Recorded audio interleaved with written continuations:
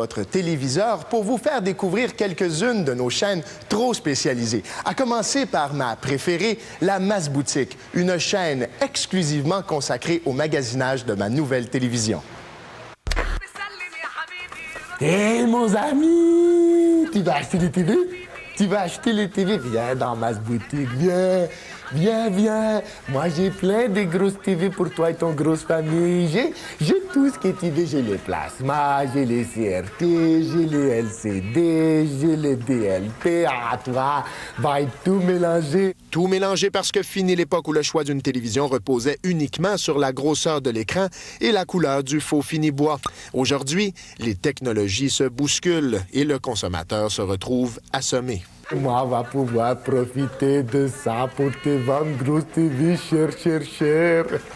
Le gros boom majeur est arrivé les 5 dernières années, parce que l'arrivée du numérique, l'arrivée du DVD, l'arrivée de la haute définition, l'arrivée de différents formats, de 4.3 à 16.9, tout a changé radicalement. En résumé, disons qu'il existe maintenant 6 technologies divisées en 3 catégories. Le CRT, c'est-à-dire le classique tube cathodique en verre, les panneaux plats, le plasma et le LCD à cristaux liquides, et les rétroprojecteurs.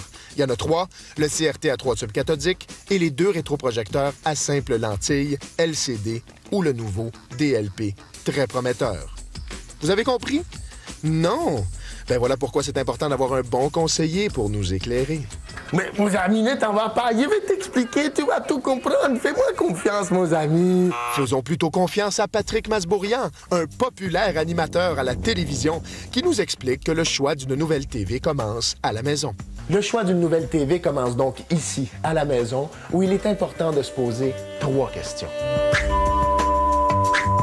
Je peux passer des heures à regarder un color bar, ça me détend. Primo, première question, c'est quoi mon budget? Ou en d'autres mots, combien de cash je suis prêt à mettre sur ma nouvelle TV? 1000 $, 10 000 $? Hein? Le prix d'une TV, ça varie bien sûr en fonction de la marque et de la taille, mais aussi en fonction de la technologie qu'il y a à l'intérieur. Le CRT traditionnel, le tube cathodique, c'est ce qu'il y a de moins cher, technologie éprouvée, même si on le prend en haute définition, 16.9 ou quoi que ce soit, le ratio va être moins cher que ce qu'on va appeler les panneaux plats, plasma ou LCD, et entre les deux, le rétroprojecteur. 2 yeux. Où est-ce que je vais mettre ma télévision exactement? Dans la cuisine, dans la chambre à coucher ou dans le salon? Et contre lequel des murs? Hein? Celui de gauche ou celui de droite? Non, l'autre droite. Bon, en tout cas, peu importe. Ça, là, c'est une question très importante. Parce que non seulement ça va déterminer la grosseur de ma TV, mais ça va avoir une incidence directe sur mon choix de technologie en fonction de la lumière ambiante de la pièce. Si j'ai une pièce particulièrement éclairée, je m'enligne vers quoi? Le CRT a toujours été une bonne chose dans sa dispersion de lumière, dans sa luminosité. Plasma LCD, eux aussi vont relativement se débrouiller bien. Le LCD, le cristaux liquide, le ACL, que je devrais dire en français, a beaucoup amélioré sa portée lumineuse les dernières années. Rétroprojecteur au projecteur frontal, on évite ça. Sinon, le faisceau lumineux n'est pas assez puissant pour lutter contre la lumière environnante et on a une baisse de contraste qui peut être dramatique en soi. Et tertio, qu'est-ce que je vais regarder sur ma TV? Hein? Ou en d'autres mots, quelles sont mes habitudes d'écoute? La question peut paraître idiote, mais c'est la plus importante des 3. Parce que, pensez-y 2 secondes, là. Croyez-vous vraiment que ça vaut la peine de mettre 5000 $ sur une TV si c'est juste pour regarder Virginie? Est-ce que plus gros, c'est meilleur? Hein? Comme disent les Américains, est-ce qu'une plus grosse TV, c'est une meilleure Bigger TV? is better. En cinéma maison, oui. En cinéma maison, oui. L'impact visuel. Et on a une 16.9, mais avec 40-50% des films qui vont encore avoir des barres noires.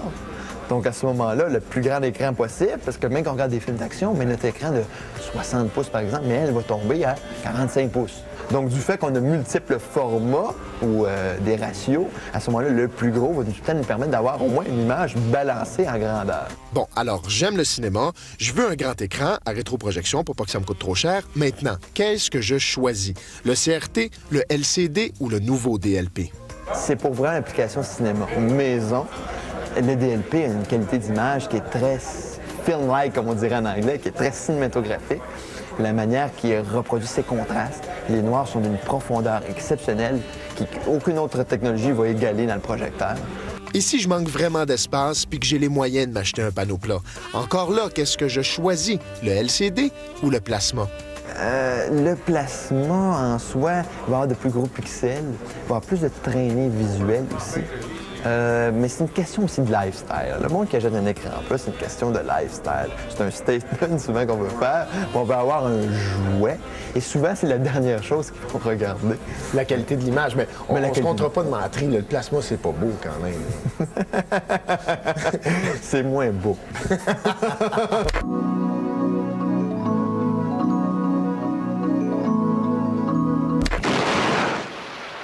Les probabilités de gagner le gros lot sont d'une chance sur 2 147 181.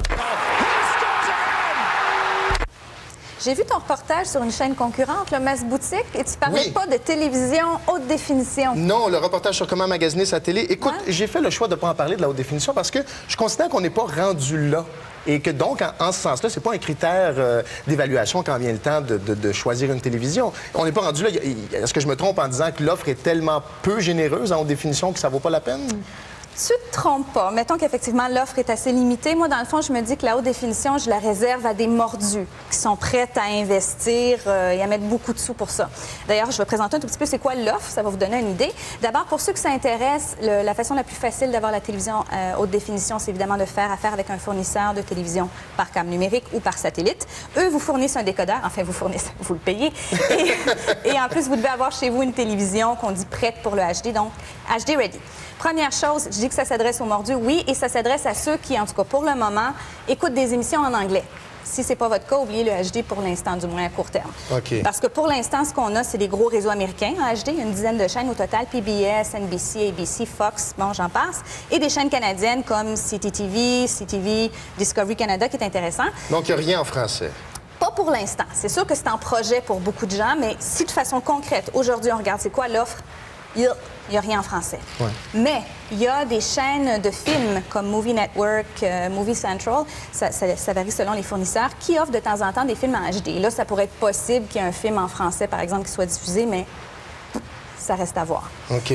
La chose qui est intéressante, en fait, qui est comme cruciale avant de prendre votre décision, c'est que vous pouvez être déçu, et c'est pour ça que je suis d'accord avec ton point de dire c'est peut-être pas prêt, parce qu'une chaîne en HD, mettons que j'ai Fox, et j'ai Fox en HD puisque je me suis abonnée à HD. Mais ça veut pas dire que sur mon fameux Fox en HD, je vais avoir des émissions en HD toute la journée, pas du tout. Je vais peut-être avoir 2 à 3 heures par jour de programmation réellement en HD. Le reste va être en format normal. Ça, c'est la première déception. Deuxième déception, c'est par rapport au type de contenu. Parce que l'avantage du HD, c'est que c'est beau, c'est clair, c'est spectaculaire. Il y en a qui disent, en fait, la façon de le résumer, c'est que c'est 6 fois plus clair qu'une image de télé normale. On parle de 720 progressifs ou de 1080 interlacés. Si on compare à la qualité DVD, c'est 480 progressifs. Donc, on voit quand même que c'est beaucoup plus élevé. Donc, on veut être ébloui puisqu'on a une belle définition. Et les émissions qui sont offertes, ben c'est pas nécessairement éblouissant. C'est correct, là, mais c'est des séries, des sitcoms américains, donc Joey, ER. C'est sûr, c'est le fun de voir ça en HD, mais est-ce qu'on veut vraiment payer pour ça? Il y a quand même des émissions de sport ou des émissions, par exemple, Discovery là, sur l'Everest ou sur l'archéologie. Ça, c'est très spectaculaire et là, le HD vaut la peine. Mais c'est une petite partie de ce qui est offert en HD et c'est ça qui peut être un peu décevant pour ceux qui ont de grandes attentes par rapport à ça. Alors, parmi ceux qui offrent la haute définition, est-ce qu'il y a un fournisseur qui se distingue? Au niveau du prix, un peu. C'est pas évident parce que chaque fournisseur a son avantage. Évidemment, comme d'habitude, pour nous mélanger, il n'y en a pas un qui fonctionne de la même façon. Okay. Donc, pour résumer ça, ce que j'ai fait, c'est une espèce de tableau comparatif. Alors, j'ai regardé le prix du décodeur HD du fournisseur et le prix de ses chaînes HD. Et j'ai mis ça sur 2 ans. Donc, pendant 2 ans, par mois, combien ça me coûterait d'être en HD. Comme ça évitait les différences au niveau du mode de facturation. C'était pour adoucir les différences. Alors, on voit ici le montant. Ça, c'est ce que vous devez ajouter à votre forfait de base. Donc, si ça vous coûte 30 $ par mois pour vos chaînes normales et que là, vous passez en HD, calculez 18 ou 26 ou 22 $ de plus par mois à mettre sur votre facture pour bénéficier des chaînes en HD. On est rendu dans le 50-60 $. Oui, ça a l'air de rien, un petit 8 $ par mois, mettons, même entre 2 chaînes, là, mais il reste qu'au bout d'une année, c'est des centaines de dollars, donc c'est assez gros. J'ai mis une petite étoile, je ne sais pas si tu as remarqué, à côté de Vidéotron. Oui. Si j'ai mis ça, leur prix est intéressant, ce sont les moins chers. Cependant, ce qu'il faut savoir, c'est qu'ils offrent un petit peu moins de chaînes que les autres parce qu'ils n'offrent pas les signaux de l'Est et de l'Ouest des grands réseaux américains. Donc, leur offre est un peu plus réduite, contrairement aux autres concurrents, mais ils sont dans une passe, là, ils coupent les prix et l'appareil est seulement 299 $. Ça, c'est super bon. Star Choice, ce qui est intéressant, leur décodeur est beaucoup plus cher, mais les chaînes sont gratuites. Et eux, ils réservent une dizaine de chaînes et c'est Star Choice qui va choisir sur tous les réseaux tout ce qui est en HD. Donc, quand vous tombez sur les chaînes de Star Choice en HD, c'est nécessairement HD. Ça a l'air d'une évidence, mais en temps normal, c'est pas le cas. Puis finalement, à Bell Express Vue, l'avantage, on a les signaux de l'Est, de l'Ouest, on a le contrôle total, on peut jouer avec notre horaire parce qu'on a toutes les chaînes, finalement. OK. Est-ce qu'il y a un de ces fournisseurs qui offre un enregistreur numérique personnel jumelé avec la haute définition, finalement, donc jumelé avec un décodeur HD? Oui, sauf que là, les prix font... C'est 799 $ chez Vidéotron. Ça, c'est disponible. Il y a Cogeco ici qui l'offre. Et pourquoi je ne l'ai pas mis dans mon petit tableau comparatif, c'est que Cogeco demande nécessairement d'avoir un enregistreur numérique personnel, je vais finir par le dire, en HD pour bénéficier de la HD. Donc, je ne pouvais pas les comparer avec les autres comme juste des décodeurs standards. 749 $, 6,99 par mois pour les forfaits. Bell Express Vue, Star Choice, ça s'en vient. En 2005, ça devrait être disponible, donc un enregistreur personnel, numérique, marié à l'HD. Donc, pour l'instant, il n'y a pas beaucoup d'offres de contenu. C'est supposé aller en augmentant, mais... On y travaille. Par exemple, chez Astral, je sais qu'il y a des projets là, en ce sens-là. Donc, ça s'en vient. Ça s'en vient, mais à quelle vitesse? C'est ça l'affaire. C'est ça l'affaire. Et pour revenir au choix d'une TV, pour ceux qui voudraient donc se préparer, c'est-à-dire qui ont acheté une télévision bientôt, qui ont les moyens d'investir beaucoup d'argent dans cette TV-là, si vous voulez être prêt, bien, assurez-vous de deux choses. D'avoir une prise HDMI, ça s'en vient, parce que ça, c'est la prise, le input, haute définition. C'est pas sur toutes les TV, même si on vous les vend HD. Et assurez-vous d'avoir la meilleure résolution des deux standards qui sont en train de s'imposer, c'est-à-dire le 1080i, le 1080 entrelacé. Mais renseignez-vous, lisez là-dessus. Et sortez votre carte de crédit et du gros cash. Oui. Le souffle d'Allah. Non, musulman, pas ça. Fais-moi confiance. Oh, il veille. Allahu Akbar. Le rythme vous consume? Il voit le paquet de chiffres sur l'écran, c'est sûr qu'on passe pour des bizarres.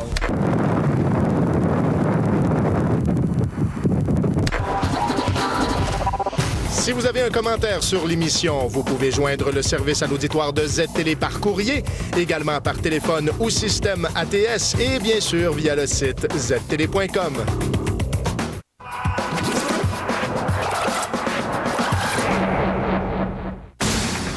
En décembre, ça ne fera que commencer. nos meilleures séries, J'adore Scoovet. ainsi qu'une petite nouvelle, On vous a parlé de moi? vous donne rendez-vous tous les jours. Pourquoi on se connaît? Elle se déchaîne Un peu de violence, ça m'aide à mieux dormir. du lundi au vendredi, en rafale, dès le 6 décembre, à Z-Télé. Youpi. Vous avez fini d'attendre. La nouvelle génération Ford est arrivée. Et du 17 au 19 novembre, vous êtes invité à un événement spécial chez votre conseiller Ford. La nouvelle génération Ford. On pense à tout pour que vous pensiez à Ford. Ford, bien pensé. Ça nous fait plaisir. OK. Bon, ben, on vous attend à 7 heures. Alors, ma mère et mon père vont venir, puis François et les enfants. Ah, monsieur et madame Dessian ont appelé, ils vont venir. On a dit qu'on faisait ça petit cette année, hein? Pas comme l'année passée. En parlant de petit, On a besoin d'un nouveau sapin. Un gros sapin. Je commence avec toi. Ah, regarde, celui-là. ça va être beau. Oui, je l'aime. Il est déjà avec les lumières. Exactement ce que je veux, une machine expresso. Ça, c'est la nouvelle cafetière one-on-one de Mélita. Eh oui, elle fait un café ou un thé à votre goût en seulement 30 secondes. Hey! Ah, j'ai vraiment hâte de partir de samedi. C'est juste une de plus. Une? Ça refroidisseur à bain pour 6 bouteilles. Un petit peu plus de monde que prévu, mais c'est Noël. Les fêtes semblent un peu plus faciles quand on commence chez Canadian Tire. Pour une petite soirée, il y a pas mal d'invités. L'année prochaine, il va en avoir un de plus. Oui? Joyeux Noël. Joyeux Noël. Je commence avec toi. Que lorsqu'on rencontre l'amour de sa vie, le temps s'arrête. Eh bien, c'est vrai. C'est pas où j'ai mis mes clés. Quand on a du plaisir, on ne peut pas être interrompu. Le 4e mois de Super Écran est gratuit.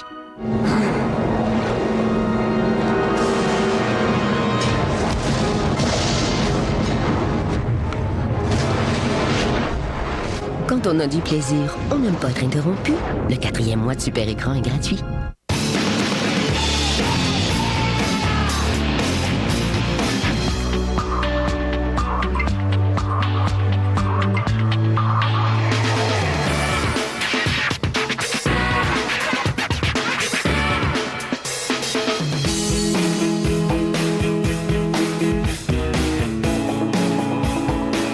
Avec Nokia, on peut créer et imprimer des boîtiers à ton goût. Tout le monde uni. Nokia.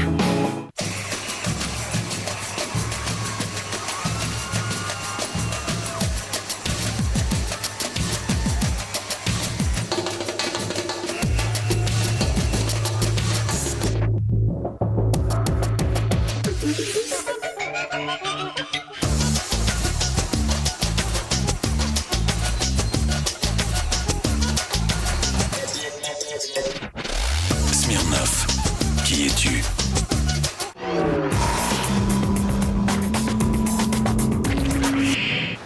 Re-bienvenue à notre grand débrouillage, cette chance unique de découvrir quelques-unes des 902 chaînes de télévision Nerds offertes exclusivement sur notre tout nouveau Terminal Nerds 902.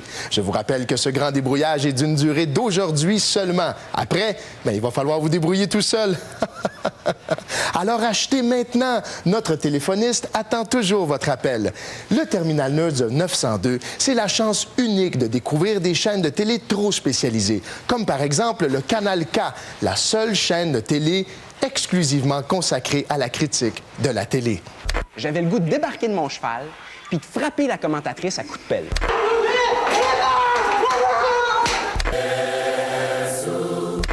Le 21 novembre, c'est la Journée mondiale de la télévision. Célébrée depuis 1996, son but est de mettre l'accent sur l'immense potentiel de la télévision comme vecteur du progrès, du savoir et aussi comme lieu de découverte du monde et de sa diversité. Sauf que quand je regarde les chiffres de Statistique Canada, je me rends compte que les Canadiens écoutent à moins de 5 % des émissions de documentaires ou encore des émissions sur les instructions sociales. Donc, c'est un but très noble, mais très loin de notre réalité.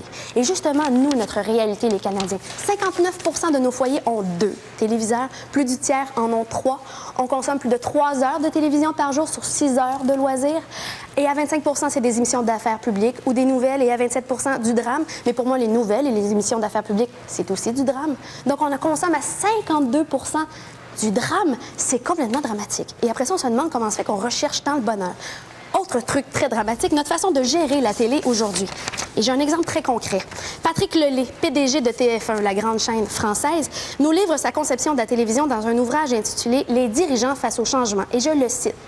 À la base, le métier de TF1, c'est d'aider Coca-Cola, par exemple, à vendre son produit. Or, pour qu'un message publicitaire soit perçu, il faut que le cerveau du téléspectateur soit disponible. Nos émissions ont pour vocation de le rendre disponible, c'est-à-dire de le divertir, de le détendre, pour le préparer en 2 messages. Ce que nous vendons à Coca-Cola, c'est du temps de cerveau humain disponible. Moi, quand j'entends ça, ça fait « ouch ». Et c'est pour ça que je comprends que de l'autre côté de la médaille, il y a des gens, des activistes qui initient des turn-off TV Week, des semaines sans télé, où on fait tout simplement fermer la télé pendant une semaine. Plus des chaînes Nerds!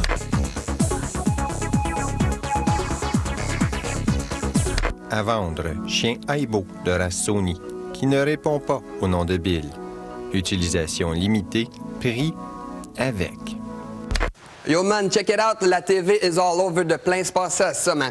Philips a mis une TV dans un miroir, alright? Admettons que tu es en train de te trimer le poil de chest en avant de ton miroir, puis tu te demandes, hey, il va-tu faire chaud aujourd'hui? Ben bang, tu pourrais avoir le canal météo dans ton miroir. Ça, c'est chill au bout. Tu veux avoir ton full miroir, tu coupes la TV, ça redevient pareil comme avant. Moi, man, je respecte ça. Un autre affaire super cool, man, c'est une TV sur une montre. Yo, man, il y a une montre, alright, qui a un écran LCD 0.5 pouces avec full couleur, syntonisateur VHS, UHF, mais c'est pas fait ni par IBM ou IGA, c'est NHJ, une compagnie de Hong Kong qui fait ça. Je les salue. Là, ça coûte à peu près 200$. Pensez, man, tu peux regarder Ricardo en faisant ton épicerie, man.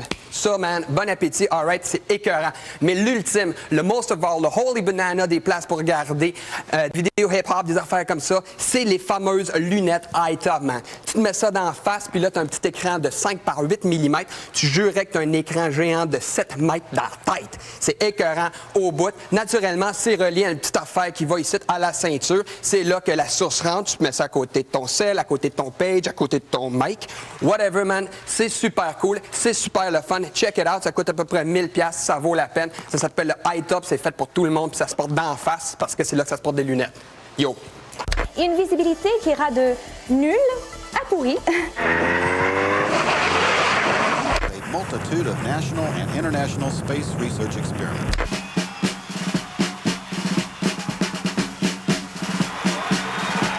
que j'ai ici, c'est le Location Free TV. Qu'est-ce que c'est le Location Free TV? Ben, c'est un écran cristaux liquide de 12,1 pouces de 600 par 800 pixels qui permet de regarder la télévision. C'est sans fil et à l'intérieur de l'appareil, il n'y a pas de syntonisateur. Donc, par quelle magie peut-on regarder la télévision? On va se déplacer pour le voir. C'est que l'appareil est relié à une base sans fil. Les gens sont familiers avec les réseaux sans fil. Alors, cet appareil-là, cet écran-là est un peu comme un écran sans fil. C'est le même principe que l'Internet sans fil, donc, mais c'est la télévision sans fil. C'est la télévision. On relie l'écran sans fil à la base. La base qui est ici, sur lequel on branche nos différents périphériques, nos différents appareils, notre lecteur de CD, notre lecteur de DVD. On peut relier notre décodeur numérique, évidemment. Quand tu parles de relier l'écran à la base, en fait, il n'y a pas de fil, c'est-à-dire que ça voyage par onde radio. Ça se voyage par onde radio. Qu'est-ce que ça permet de faire? Bien, ça permet, à distance, de changer de source. Parce qu'évidemment, comme tu peux te balader dans un rayon de 30 mètres avec l'appareil, à peu près la même chose qu'un rayon sans fil, donc, ça dépend toujours des interférences. Tu peux aller dans toutes les pièces de la maison. Tu peux aller dans toutes les pièces de la maison, mais si tu veux regarder un DVD, par exemple, tu veux arrêter, le mettre sur pause, bien, tu es mal pris. Comment tu fais? Tu ne retournes pas à ta base, tu ne retournes pas, tu ne changes pas. Tu utilises l'appareil tout simplement. Sur la base, il y a une petite tétine infrarouge qui sert de relais entre l'appareil et tes appareils. Oui, en fait, ça remplace la télécommande. Exactement. Donc, comment on fait? On configure son appareil en choisissant sa source. On a un bouton pour régler la source, ici. Et on peut choisir, par exemple, la source vidéo 2, qui est notre VHS. On va cliquer pour voir apparaître le menu de fonction. On voit que c'est un écran tactile en passant. Et on peut démarrer notre vidéo. Ici, il va se démarrer. On peut l'accélérer. On peut cliquer sur Fast Forward et ça va accélérer. On peut l'arrêter. Et tout ça à distance. Et le temps de réaction n'est pas si long que ça. Quelques fractions de secondes. Ah, c'est pas mal. Plus qu'une télécommande. De toute façon, les télécommandes, c'est toujours un petit peu imprécis. J'ai vu web, là, ça veut dire que je peux aussi naviguer sur Internet avec ça. Eh oui, monsieur. Ça, c'est l'autre beauté. La base est connectée avec Ethernet, donc on peut le brancher. Oui, on peut s'en servir comme base sans fil. Et dans nos options ici, on a l'option Web. Donc, on peut voir une petite interface qui permet de naviguer sur le Web. On peut charger une page ici. On peut voir la page de ZTélé. Comment on fait pour entrer les adresses, par exemple? Il suffit de taper sur une zone de texte. Et le clavier apparaît dans le bas. Il y a des petits boutons qui sont préconfigurés pour entrer d'un clic, d'un tapement, http, www.com.gov, et ainsi de suite, pour accélérer l'entrée. Parce que taper avec un stylet, c'est pas ce qu'il y a de plus pratique. Là, on s'entend là-dessus. Là. L'autre chose qui est étrange, dans tous les menus de configuration, il n'y a pas de OK, il n'y a pas de retour, il n'y a pas de validation. C'est toujours quitter qui sert de validation. C'est un peu agaçant, mais on s'y fait. Mais je pense à un truc, oui. Ah, je vais juste te mentionner une autre option amusante. Si tu navigues sur Internet et tu veux regarder la télé en même temps, tu as l'option Picture-in-Picture qui te permet de voir ta source de ton choix dans la petite fenêtre qui est ici. Ah oui, on voit que le VHS, donc, roule toujours là, ici. Exactement. Là. Et on peut déplacer où on le désire. C'est pratique, par exemple, si on regarde La Revanche et qu'on veut consulter le site web de Z en même temps, bien, on peut regarder qu'est-ce qui se passe et suivre les instructions sur le web. Mais puisque tes sources vidéo sont branchées sur la base et puisque ta base est reliée à Internet, est-ce que ça voudrait dire que je peux quitter le rayon de 30 mètres? Est-ce que tu pourrais, par exemple, aller te promener avec ça partout en ville et te connecter à un réseau, par exemple, un réseau sans fil? Hotspot. Et à ce moment-là, donc, visionner ta cassette VHS de n'importe où? Tout à fait. C'est la promesse de la télé sans localisation fixe. Il faut avoir une très bonne connexion de vitesse. On parle de 300 kilobits par seconde. Il y a de l'information qui voyage. Là. Exactement. Il y a beaucoup d'informations qui voyagent et les configurations sont assez complexes. Ça demande une configuration haute vitesse, connexion directe à Internet, donc un minimum de routeurs de pare-feu. Il faut les configurer si c'est le cas. Et c'est assez compliqué. L'autre chose aussi, bien, l'appareil coûte 2500 $. Donc, c'est pas donné. On parle de 5 télé 27 pouces. Et tout ça pour écouter, par exemple, du Japon, d'écouter Virginie ou un DVD qu'on a laissé dans son appareil. C'est peut-être moins intéressant. Mais la promesse est là. Et puis... Bien, pour les gens, par exemple, qui vont passer plusieurs mois en Floride et qui voudraient rester branchés sur la TV québécoise, c'est peut-être pas une mauvaise idée. C'est exactement une option. Merci beaucoup. Merci. C'est ce qui conclut Pratico TV.